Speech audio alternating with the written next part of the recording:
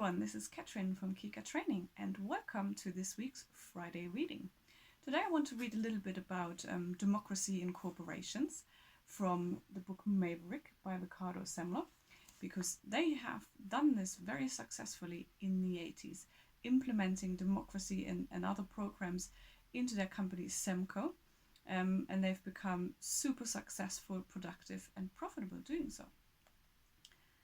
Bureaucracies are built by and for people who busy themselves proving they are necessary, especially when they suspect they aren't. All those bosses have to keep themselves occupied, and so they constantly complicate everything. The heart of the problem is the pyramid, the basic organizing principle of the modern corporation.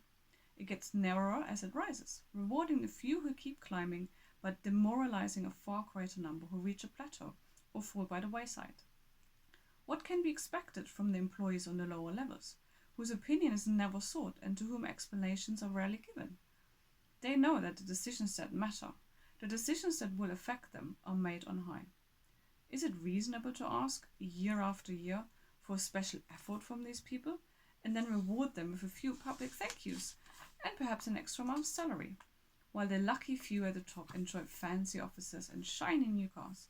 Not to mention bonuses that can exceed 100 or even 1,000 salaries for an ordinary worker.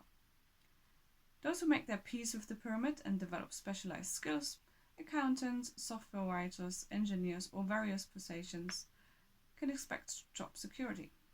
But their fate can be to enter and leave at the same time every day, doing what they have done for years or even decades. Is it reasonable to suppose that they will continue to be motivated? Those who maintain a smidgen of ambition expect gradual increase in power, responsibility, title and money. Because of the constraints of the pyramid, organizations are often not ready to promote them fast enough to satisfy them.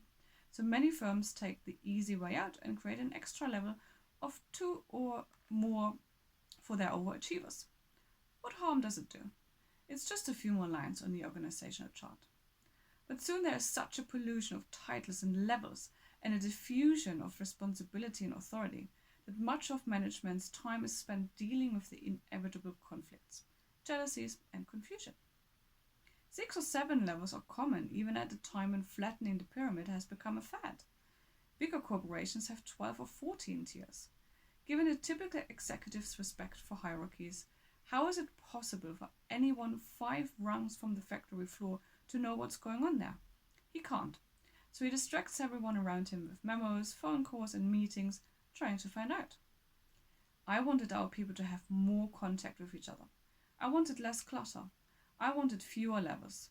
I wanted more flexibility. I wanted a new shape for our organization. We persisted in cramming our managers into that inflexible pyramid, up, down or out. Those were the only options. It was too hard for people to float around the company, accumulating authority informally. The only way to progress was to move up a rung, even if an employee had no desire to take on additional managerial responsibilities.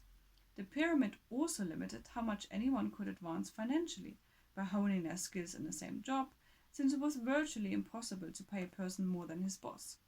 Hell, the pyramid even prevented people from talking directly to their colleagues who were too many rungs above them. Why not replace the pyramid with something more fluid, like a circle?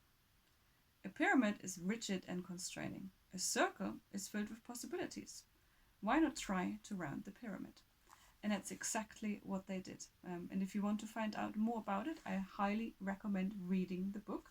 But you can also ask me, subscribe to my channels, or contact me directly at katrin@kikatraining.com. Now I hope you have a lovely day and thanks for watching. Bye bye.